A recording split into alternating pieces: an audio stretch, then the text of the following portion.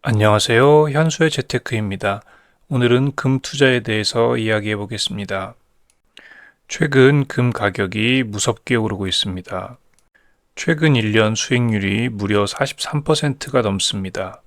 많은 분들이 이런 상황에서 금에 투자할까 고민하는 것 같아서 오늘은 금 투자 방법에 대해서 이야기해 보려고 합니다.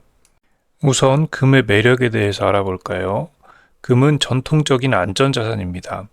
여기서 안전이라는 말의 해석에 주의해야 하는데요. 변동성이 없고 가격 변화가 적다는 의미의 안전이 아닙니다. 실제 지난 10년간 금의 가격 변동에 대해서 살펴보면 연간 12.5% 정도 상승하고 변동성, 스탠다드 데비에이션은 13.9%, 드로우다운은 18.1%였습니다. S&P 500의 변동성이 15.31%니까 주식보다는 안정적이긴 하지만 결코 가격 변화가 적은 상품은 아닌 거죠.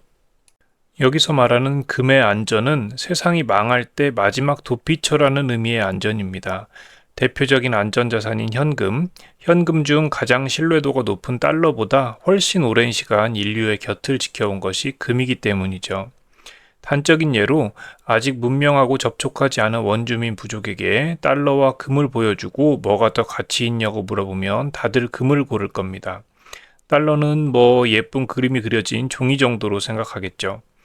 그래서 경기 침체와 같은 불확실성이 예상될 때 마지막 도피처로 금에 투자하려는 겁니다. 또한 금은 채굴량이 한정적이기 때문에 무한정 늘어나는 통화량에 의해 가격이 상승합니다. 예를 들어서 세상에 금이 100kg, 달러는 100달러가 전부라면 금 1kg가 1달러겠죠. 통화량 증가로 돈이 200달러로 늘어난다면 금 1kg는 2달러가 되는 것과 같은 이치입니다.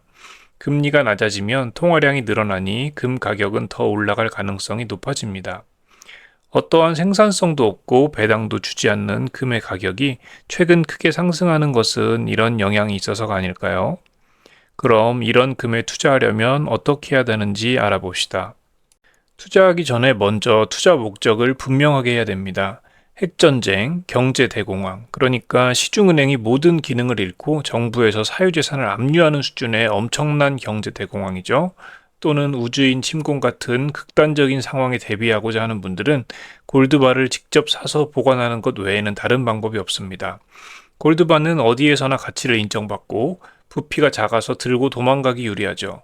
극단적 상황에서 계좌에 있는 돈은 아무런 의미가 없고 실제 지폐도 똥이나 닦고 불이나 피우는 데 쓸 수 있습니다. 그리고 골드바는 예쁘잖아요. 개인 금고에 넣어두었다가 힘든 일상을 마치고 위스키를 한잔하면서 골드바를 쓰다듬고 있으면 스트레스가 싹 풀릴 수도 있습니다. 저는 안 해봐서 잘 모르지만요. 골드바의 단점은 구매할 때 부가가치세 10%를 내야 합니다. 단순 투자 목적으로 사는 건 잘못된 선택일 수 있습니다. 시작하면서 마이너스 10%가 되고 시작하는 거니까요. 물론 당근 같은 곳에서 직거래하면 부가가치세를 아낄 수도 있겠지만 사기의 위험도 있으니까 조심해야 됩니다. 만약 투자 목적으로 금을 구매해서 포트폴리오의 일부를 채우고 싶다면 KRX 금연물이 답입니다. 증권사에서 주식처럼 1g 단위로 거래가 가능하고 비과세입니다. 100g 이상 모으면 실물 인출도 가능합니다. 물론 실물 인출할 때는 부가가치세 10%를 내야 하는 거죠. 미래에셋이 거래 수수료는 0.165%, 실제로 0.15%인데 부가세 10%가 붙기 때문에 0.165%를 우리가 내야 됩니다. 그래서 거래 수수료는 미래에셋이 가장 저렴한데 보관 수수료가 매일 0.00022%, 연으로 따지면 연 0.08% 정도 나옵니다. 만약 오래 보관할 생각이라면 보관 수수료가 없는 증권사가 좋겠죠. 나무증권이 0.22% 거래 수수료에 보관 수수료가 따로 없어서 미래에셋과 나무증권 중에 마음에 드는 곳으로 고르면 되겠습니다. 만약 한번 사서 오래 보관할 것 같다면 나무증권이 나아 보이네요.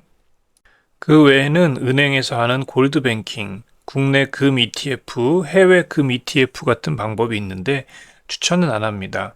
왜냐하면 골드뱅킹 같은 경우는 배당소득세 15.4% 세금이 나오고 금융소득 종합과세 대상에도 포함됩니다. 국내 금 ETF도 마찬가지로 배당소득세 15.4%가 부과되고 금융소득 종합과세 대상에 포함됩니다. 해외 금 ETF 같은 경우는 금융소득 종합과세 대상에는 포함되지 않지만 시세 차익의 양도소득세 22%가 부과됩니다.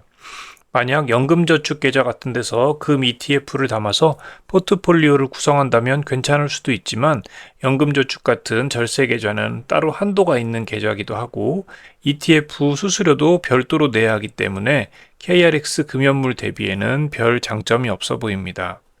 결론입니다. 세상이 망하는 최악을 대비하고 싶다면 골드바에 투자하는 게 좋겠습니다. 그렇진 않고 포트폴리오의 일부에 포함해서 투자 대상으로 금을 좀 보유하고 싶다면 KRX 금연물을 사는 것을 고려해 보세요.